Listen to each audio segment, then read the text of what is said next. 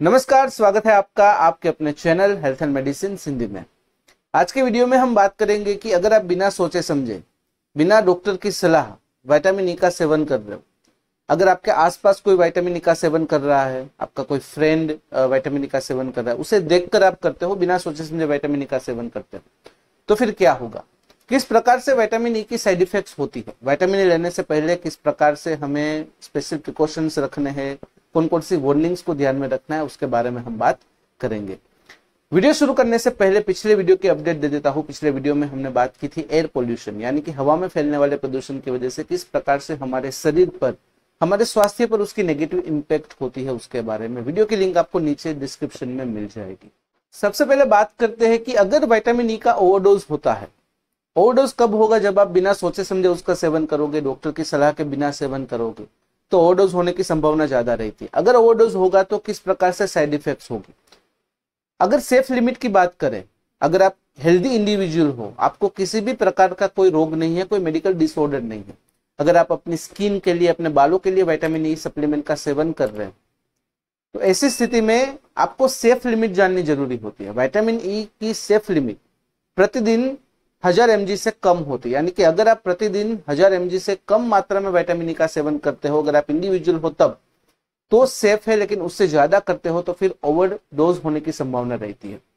अगर आप बिना सोचे समझे धड़ाधड़ विटामिन ई का सेवन कर रहे हो, 1000 mg प्रतिदिन से ज्यादा कर रहे हो, तो ऐसी स्थिति में ओवरडोज होगा और आपको कुछ इस प्रकार की साइड इफेक्ट्स देखने को मिलेगी, जैसे कि जी मचलना, थकान लगना, सिर दर्द होना, खून निकलना, दस्त होना, पेट दर्द, चक्कर आना, धुंधला दिखाई देना इत्यादि। अगर आप विटामिन ई का सेवन स्किन पर कर रहे हो, यानी कि टॉपिकल तौर पर विटामिन ई का सेवन कर रहे हो, तो ज्यादा केसेस में तो यह सेफ होता है, लेकिन फिर भी स्किन पर विटामिन ई का सेवन करने से पहले आपको अपने डर्मेटोलॉजिस्ट या फिर जो स्किन केयर एक्सपर्ट है उससे बात करनी काफी जरूरी होती है। अगर आप विटामिन ई का सेवन इनहेलेशन के तौर पर कर रहे हो तो आपको सावधान रहना है।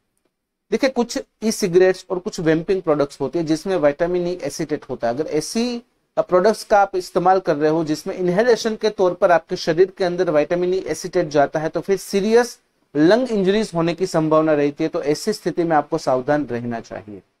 अब बात करते हैं विटामिन ई सप्लीमेंट लेने से पहले हमें कौन कौन सी बातों का ध्यान रखना है, कौन कौन से स्पेशल प्रिकॉशंस को ध्यान में लेना है और कौन कौन सी वार्निंग्स को ध्यान में लेना है।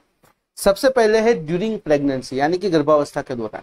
सबसे पहले तो गर्भावस्था के दौरान शुरुआती 8 हफ्तों तक आपको विटामिन ई नहीं लेना चाहिए, क्योंकि यह शायद आपकी बेबी के लिए हानिकारक हो सकता है, आपके लिए भी यह हानिकारक हो सकता है।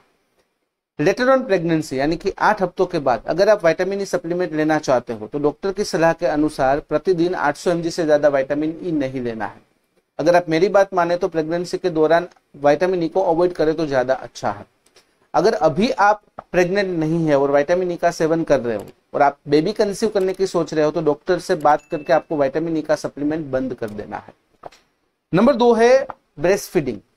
अगर आप ब्रेस्ट फीडिंग मदर हो, स्तनपान कराते हो, तो ऐसी स्थिति में आपको प्रतिदिन 800 mg से ज्यादा विटामिन ई नहीं लेना है, और खास करके डॉक्टर की सलाह के अनुसार ही आपको विटामिन ई का सप्लीमेंट लेना है। डॉक्टर की सलाह के बिना आपको विटामिन ई का सप्लीमेंट नहीं लेना है। नंबर 3 है ब्लीडिंग डिसऑर्डर। अगर आपको ब्लीडिंग डिसऑर्डर की संभावनाएं है, समस्याएं है, तो फिर आपको विटामिन ई सप्लीमेंट नहीं लेना चाहिए, क्योंकि ऐसी स्थिति में अगर आप विटामिन ई सप्लीमेंट लेते हो तो स्थिति और गंभीर हो सकती है। नंबर 4 है हार्ट डिजीज, यानी कि हृदय संबंधित समस्या। अगर किसी व्यक्ति को हृदय संबंधित समस्या अभी है या उसकी हिस्ट्री थी, मतलब कि पहले थी अभी की ओर हो चुकी है, तो ऐसी स्थिति में आपको प्रतिदिन 400 mg से ज्यादा विटामिन ई नहीं लेना चाहिए, वो भी डॉक्टर के सलाह के अनुसार ही। बिना डॉक्टर की सलाह आपको विटामिन ई नहीं लेना चाहिए। अगर ऐसी स्थिति में भी आप धड़ाधड़ बिना सोचे समझे विटामिन ई लेते हो तो फिर आपको लाइफ थ्रेटनिंग स्थिति का सामना करना पड़ सकता है। नंबर 5 है रेटिनाइटिस पिगमेंटोसा। रेटिनाइटिस पिगमेंटोसा मतलब कि एक आंख से जुड़ा हुआ डिसऑर्डर है, विजन, दृष्टि है, उससे जुड़ा हुआ एक डिसऑर्डर है, जिसमें आपको पुअर नाइट विजन, यानी कि रात में कमजोर दिखाई देना, रात में धुंधला दिखाई देना, या फिर लॉस ऑफ साइड विजन, यानी कि जो साइड में से, बाजू में से आपको कुछ दिखाई नहीं देता। ऐसी स्थिति है तो फिर आपको विटामिन ई का सप्लीमेंट नहीं लेना चाहिए। नंबर 6 है डायबिटीज। अगर किसी व्यक्ति को डायबिटीज है तो ऐसी स्थिति में भी 400 mg से ज्यादा प्रतिदिन विटामिन ई नहीं लेना चाहिए, वो भी डॉक्टर की सलाह के अनुसार।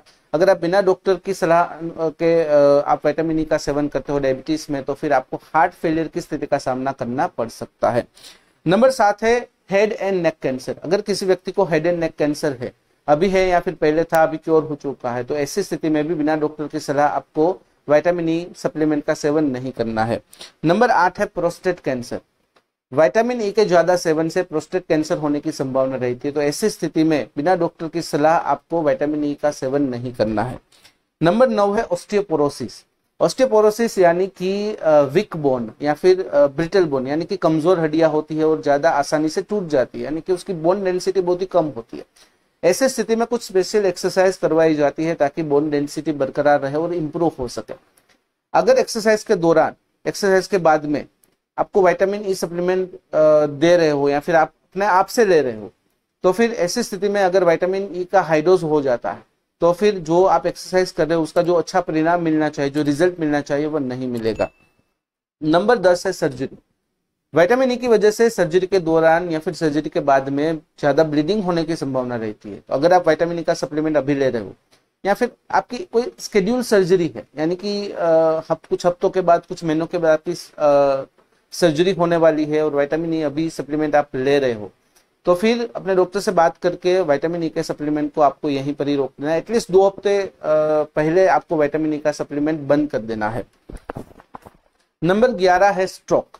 अगर किसी व्यक्ति को स्ट्रोक की समस्या है या फिर उसकी हिस्ट्री थी, तो ऐसे केसेस में भी आपको बिना डॉक्टर की सलाह विटामिन ई सप्लीमेंट नहीं लेना है। तो यह थी जानकारी विटामिन डी की ओवरडोज की वजह से किस प्रकार से साइड इफेक्ट्स होगी, विटामिन ई के उपयोग से पहले हमें कौन कौन सी बातों का ध्यान रखना है, स्पेशल प्रिकॉशन और वार्निंग के बारे में। अगर आप अभी विटामिन ई ले रहे हो या फिर लेने की सोच रहे हो, तो बिना डॉक्टर की सलाह आपको विटामिन ई सप्लीमेंट नहीं लेना चाहिए। अगर बिना डॉक्टर की सलाह आप धड़ाधड़ विटामिन ई किसी को देखकर ले रहे हो, तो आपके स्वास्थ्य के लिए वह हानिकारक हो सकता है। तो फिलहाल इस वीडियो में बस इतना ही। आज का वीडियो ध्यान से देखने और सुनने के लिए आपका धन्यवाद। जय हिंद, जय भारत।